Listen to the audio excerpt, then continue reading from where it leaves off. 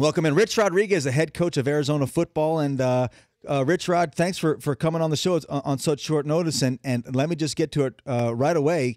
This rule that was proposed has yet to be officially approved, allowing for defensive substitutions. The offense cannot snap the ball before the play clock hits 29 seconds. As one of the inventors, really, of the spread offense, I gather this does not meet with your satisfaction. No, hey, Seth, it's good to talk with you. No, I think I said it the other day in our first show, it's ridiculous. I mean, it's obviously hidden agendas behind this thing, and to hide under the guise of player safety is a joke. I mean, where's the hard data? And it's you could go all kinds of theories, and they're talking about, well, if the guys are tired, they don't have a chance to come out the field, technique suffers, and then injuries happen. We're sure the data is. You could have a lot of theories. You could have the theory that when the defensive guys are tired, the offensive guys who aren't subbing are probably as tired, so neither one are running as fast as normal.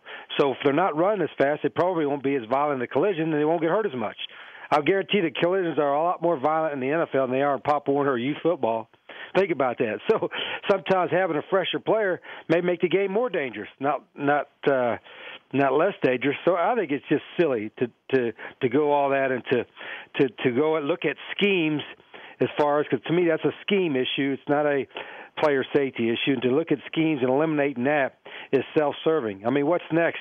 It's kind of dangerous to have a double team sometimes, isn't it? Or gang tackling, that's kind of dangerous. Or maybe you shouldn't blitz 7 guys because that's kind of dangerous for the quarterback. So, I mean, it's just silly that we're even having to talk about this and for the committee to even go in front of a committee, in my opinion. So Alabama's lost, 3 games in the last 3 years, I want to say, and yet Nick Saban is the biggest driver for this rule, and he obviously seems to have a great deal of influence. Why do you think he wants this rule? The guy's winning so many games. Well, you're talking about a guy that's one of the best of all time in Coach Saban. I mean, what he's done and continues to do is phenomenal.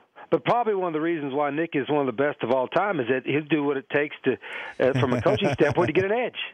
He's going to try to get an edge in whatever he does in his program, and that's why he wins. Well, he's probably, in this way, for anybody that doesn't use this style, the people that use it try to get an edge within the rules. That gives them a chance. The teams that don't, they don't have that edge. So I'm sure that whether it's Nick or whoever, I don't know, who's really driving it on the other end. But for even to get this far with this next committee can rubber stamp it is a farce, in my opinion. So the oversight panel has to still pass this. It is officially not on the books. Are you optimistic that it will, in fact, not go into effect, or do you feel like this is essentially a done deal? Well, I don't know the committee. I mean, I looked at the names, and I don't know. I know one person on it, but I hope that they'll look and look at that there is no hard data and that it's agenda driven and it's not anything to do with player safety. Because every coach I've talked to, none of us knew about this coming down the road, and the only way they can shove a rule like this down everybody is to hide under the guise of player safety, and which it isn't. So unless the data shows that, so I hope the committee is smart enough to realize you're affecting a fundamental rule of the game of football that's been there forever. And you can look at different fundamental rules now. So what are you going to allow a defensive guy to sub?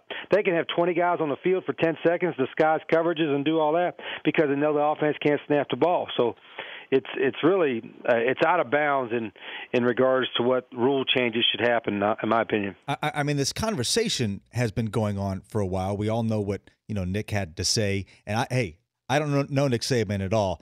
I have the greatest respect for him. I mean, he's a phenomenal football coach. So, but we're just saying this like it is. It's obvious he's trying to gain it competitive, and he's not the only one. But the fact that the NCAA Football Rules Committee went ahead and passed or proposed this rule.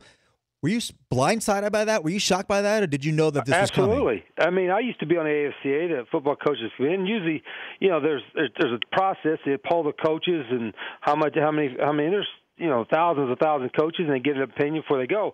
But the only way to do this through the Rules Committee is it's if it's a so-called player safety issue, then they can just ramrod it down everybody's throats, and that's how this is going out there. How it even got to this point is silly. I mean, there's so many theories, people can talk about and injuries and all that. This rule about the offense being able to go where they're going and when they're going has been in place forever.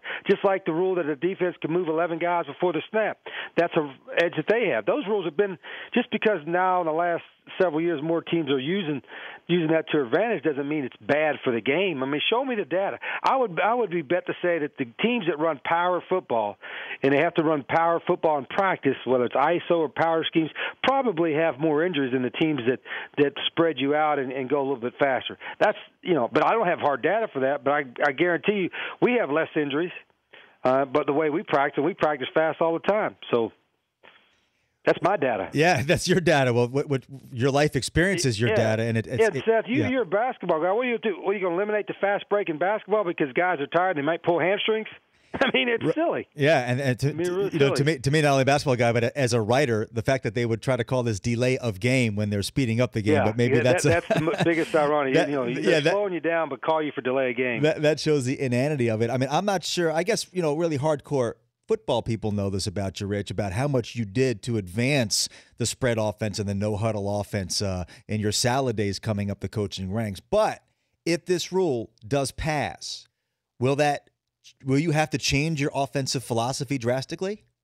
Not drastically, but you have to slow it down. And people say, well, you don't usually snap it before 29 seconds. The key is that that's not the point. The point is you can't snap it. Offensively, you can snap it when you want. That's a fundamental advantage of offense.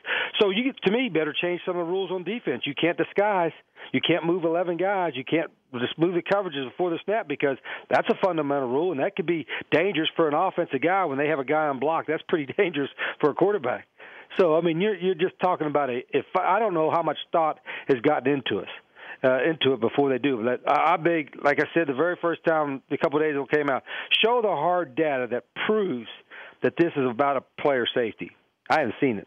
Well, you know what? I had a hunch you might have some strong opinions about this issue, so I'm glad we got you. I thought we'd be waking you up, but of course you were working out, pumping iron, and running your 20 miles a day, which is why you're so fit and trim. So, listen, Rich, thanks for being on the show, and good luck with this debate. It'll be a fascinating conversation as it unfolds, to say the least. I appreciate it, Seth. Thank you. All right, the great Rich Rodriguez.